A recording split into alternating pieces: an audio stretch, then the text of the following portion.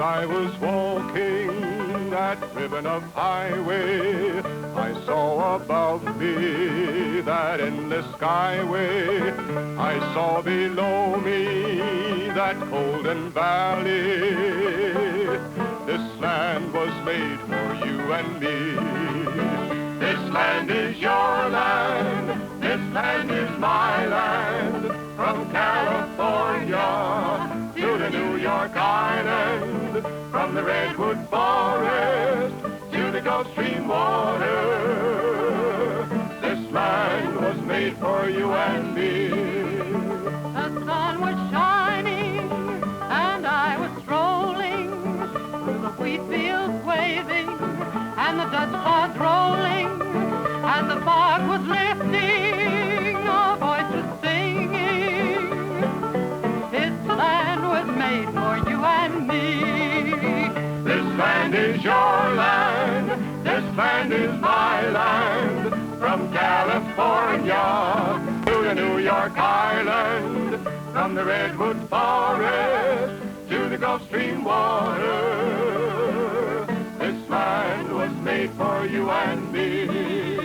I've roamed and rambled, I followed my footsteps to the sparkling sands of her diamond deserts, and all around me that voice was calling.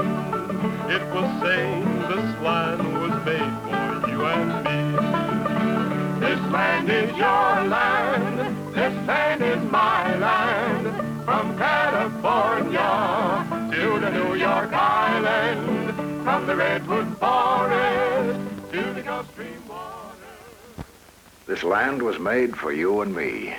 Made by the millions who were here before us, strengthened today by you and me, for the thousands of different jobs we do.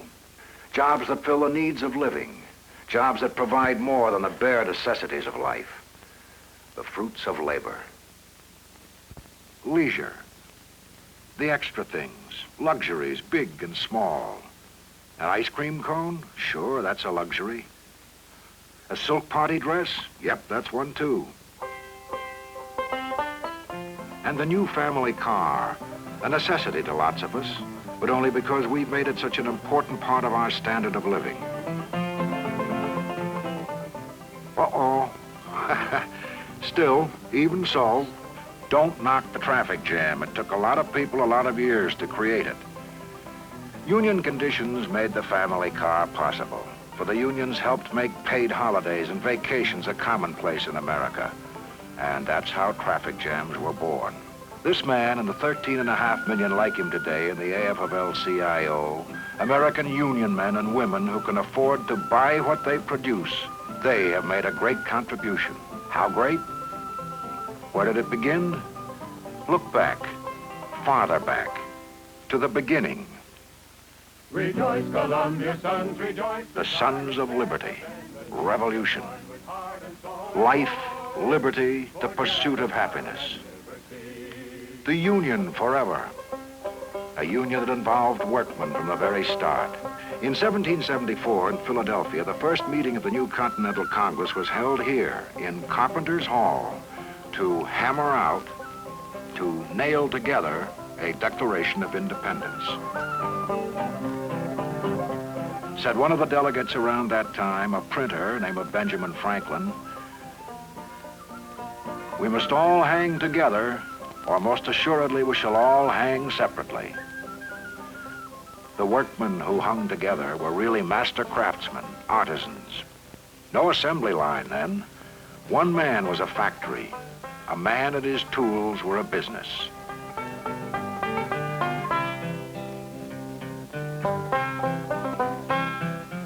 A revolution fought and won. Then, spreading like fire before the wind, a different kind of revolution.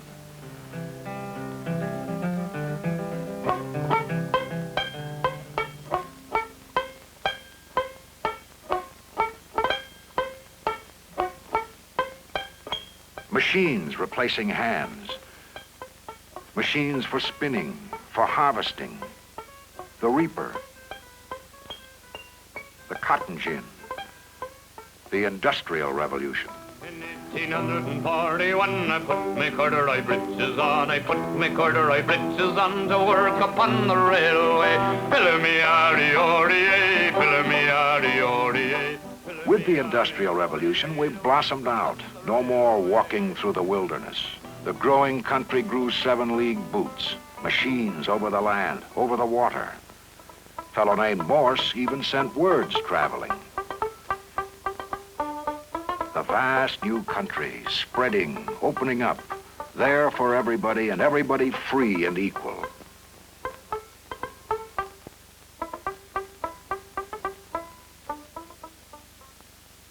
Everybody? And before I'd be a slave, I'd be buried in my grave and go home to my Lord and be free.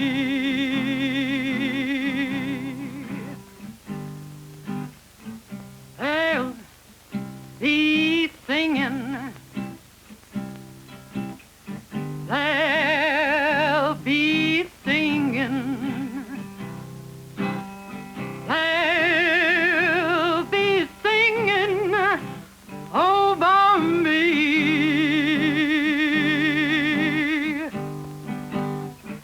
And before I'd be a slave, I'd be buried in my grave and go home to my Lord and be free.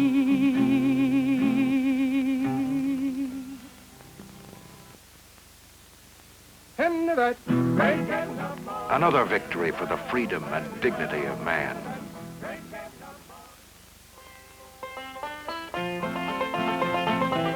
A revolution in industry.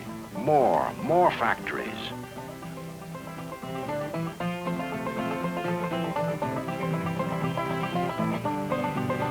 Once again, the rush of the frontier. There for the taking, boys. The land was free.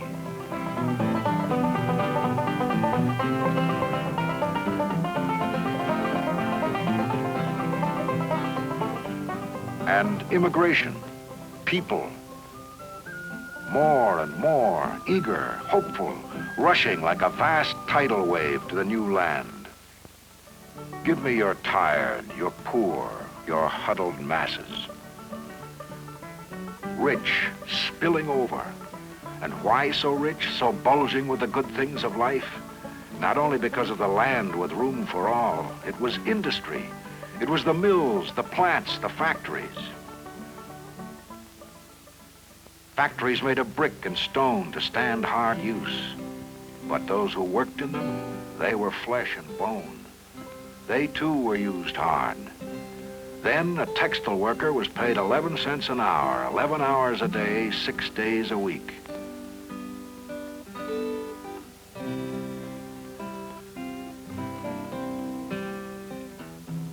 Children got much less, and they too worked from dawn to dark. Where the mill was made of marble, the machines were made out of gold, and nobody ever got tired. And The workers yearned for a better life, for dignity, and they united. By 1886, with Samuel Gompers at the helm, the American Federation of Labor was launched on a new era of trade unionism. You cannot weigh a human soul in the same scales with a piece of pork. The union is a voluntary association of many for the benefit of all. Still, a worker could be fired if he joined the union. He could be blacklisted, never get a job again. And as for better wages, in the courts, a conspiracy. So they met in secret when they had to. They stood together, and some fell together.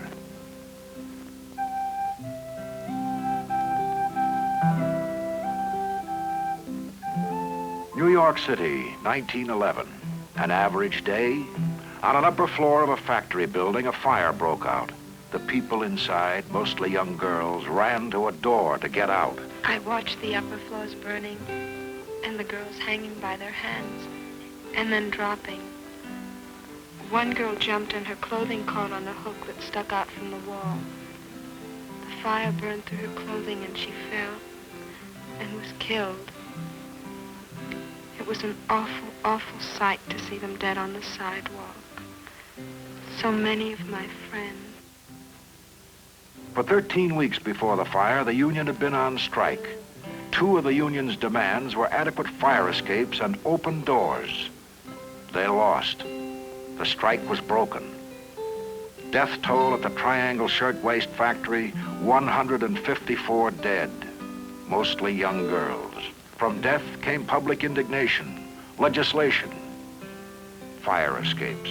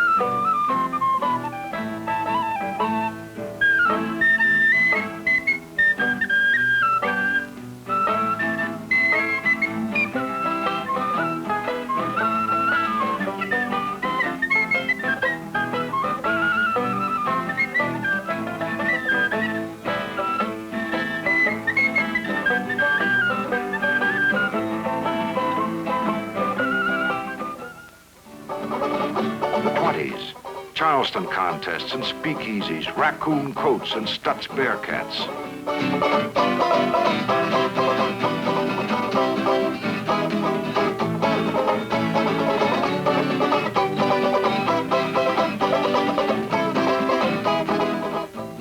Ticker tape prosperity as phony as a house of cards.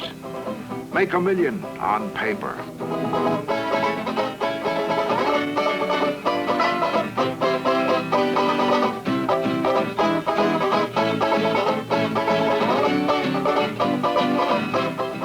For the laboring man, no real gains. He was still scrambling, a second-class citizen.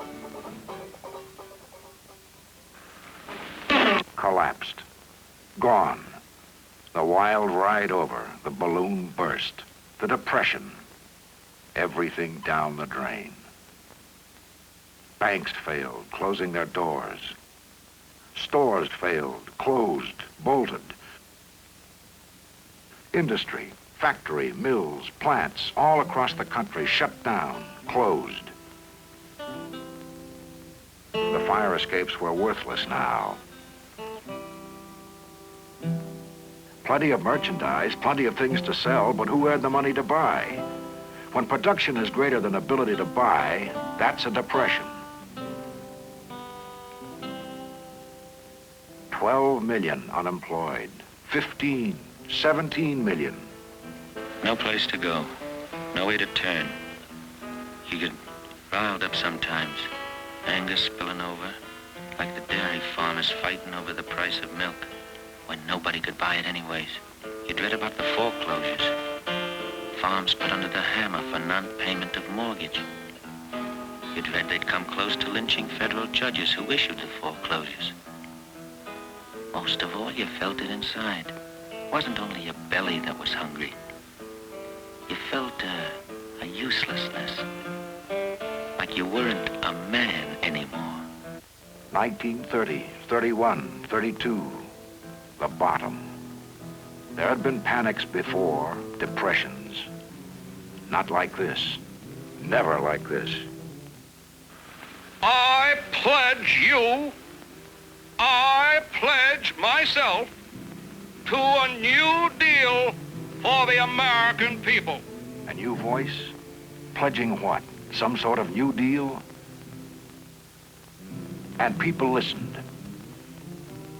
They weren't sure. A voice saying we could be let out of it.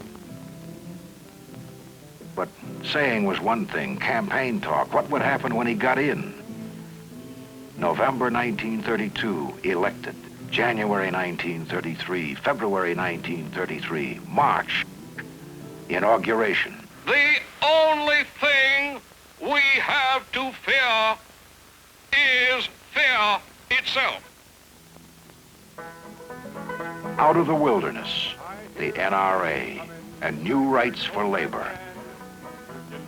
Since 1893, organized labor had sought relief for the unemployed. Now it came. The Public Works Administration, the CCC, the WPA,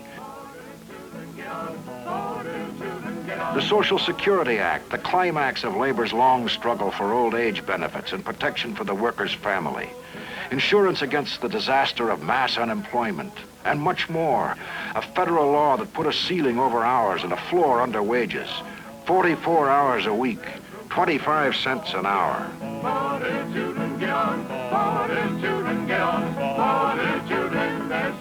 And for the first time in American history, the United States said that organized labor was right. Workers could join together without fear to seek better wages, better hours and conditions. Join together openly, democratically. Rights and a challenge. Now labor had its first real chance. The labor unions grew, doubled, trebled. Workers who before had been afraid joined in. Labor bettered hours and conditions of work in industries long unorganized, in huge mass production plants.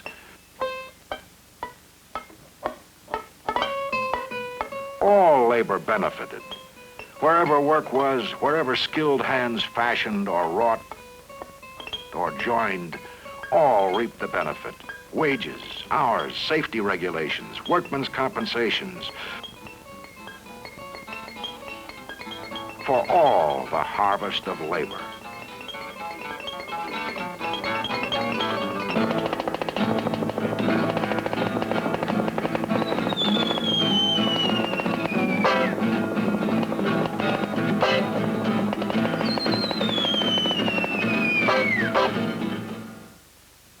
This train, this train, this train, this train.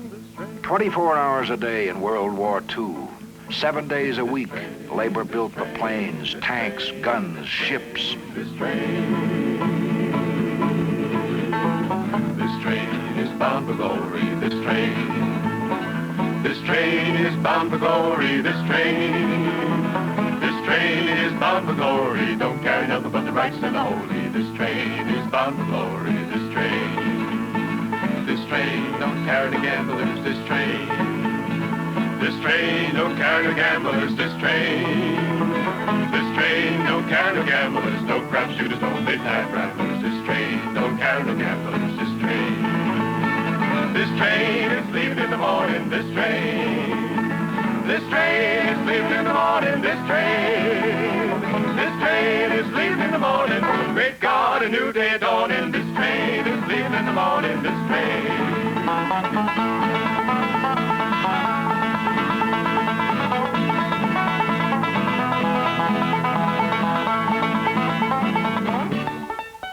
Free men outproduced slave labor. Free soldiers buried Hitler and Tojo and won a war.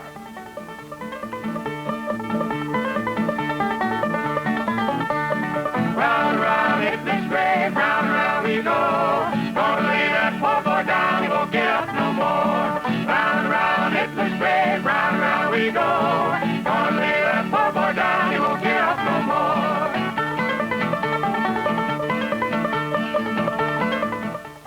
This is today. This is a Union man, his home, his family. There are millions like him. Once they walked alone, full of fear and insecurity. Today it's different. Labor unions have brought dignity and pride. This is what that larger paycheck means, not to a man as an employee, but as a husband, a father. Dignity, pride, security. The fruits of the long struggle. And not alone for union members, but for all Americans. Take this town, pleasant, attractive, quiet streets, solid houses owned by union members. The union man is part of his community. When the union betters his wages, those wages are spent in that community. When his standard of living goes up, his neighbor's goes up. Yours, mine, all benefit. And that's not all. Take our schools. For over a century, the labor unions led in the fight for good public schools.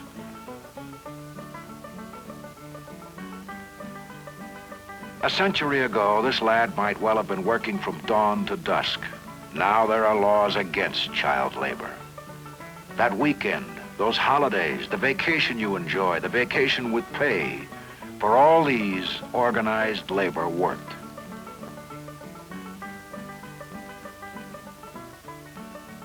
Is the place where you work bright and clean, safe? Organized labor demanded and got safety regulations, a lot more than fire escapes. Accident insurance, unemployment insurance, insurance against illness, pensions. Unions and enlightened management in meetings like this solve their problems. A century ago, it used to be too old to work, too bad. Now the unions provide retirement care. Today, there are union-run trade schools. For instance, this one. Our ultra-modern atomic energy industry demands new special skills. They're taught at this union plumbing and pipe fitting school. Careful of that pipe, it costs $1,500 a foot.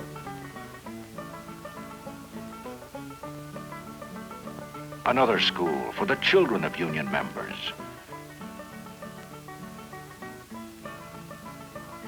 Summer schools, even vacation resorts, owned and run by the union. Whole families come here.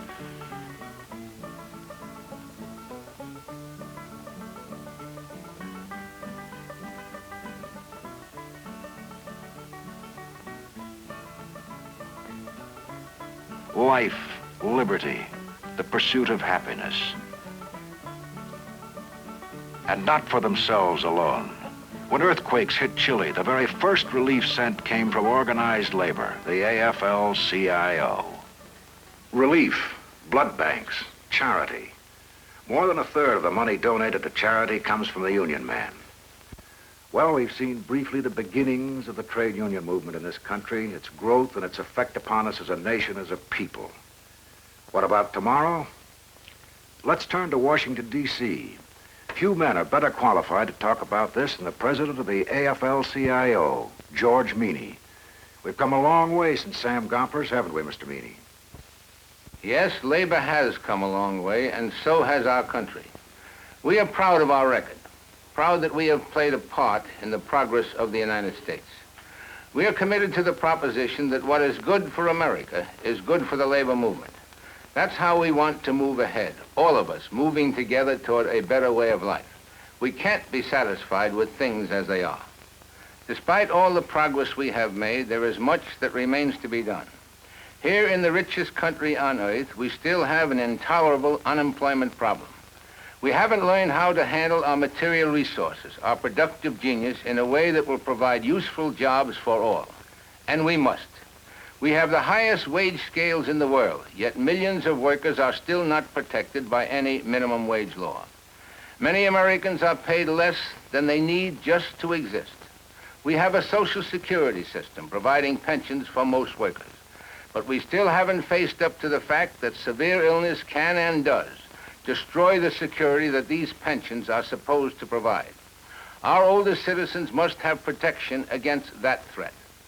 On the surface, we have won our fight for free public education. But look below the surface, and you'll find bad schools, not enough teachers, and poor pay for those we have. We have racial segregation and discrimination, despite the inspired rulings of the Supreme Court. These evils must be stamped out in the schools, in housing, on the job, and in the unions everywhere in America. In the last 2 years, we have had a new forward movement, but it has not come fast enough or far enough. We must do better if we are to provide full opportunity for today's job seekers and the youth of tomorrow. And it's not just a matter of our own people. The United States, by the sure process of historical development, has become the leader of the free world. We must fulfill that obligation. We cannot content ourselves with looking back at old accomplishments. We must constantly work for something better. I know we can do it. Here in America, we have the resources, human as well as material. We have the know-how. We have the hands of workers, united as Americans, working to build a brighter, better, and richer future for all. Here is the future. Brighter, better, richer. They are the future. This boy, this girl, these two.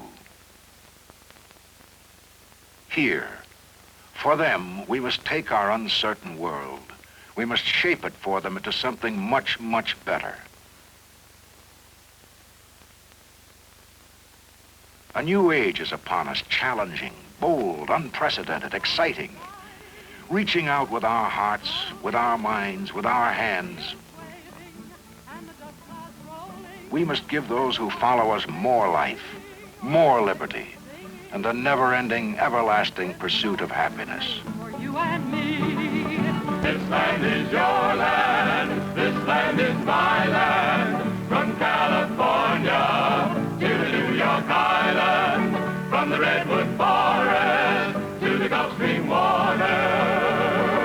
This land was made for you and me. I roamed and rambled, and I followed my footsteps to the sparkling sands of her diamond desert, while all around me a voice was chanting, this land was made for you and me. This land is your land, this land is my land. From California to the New York Island, From the Redwood Forest to the Gulf Stream water, This land was made for you and me. This land is your land, this land is my land.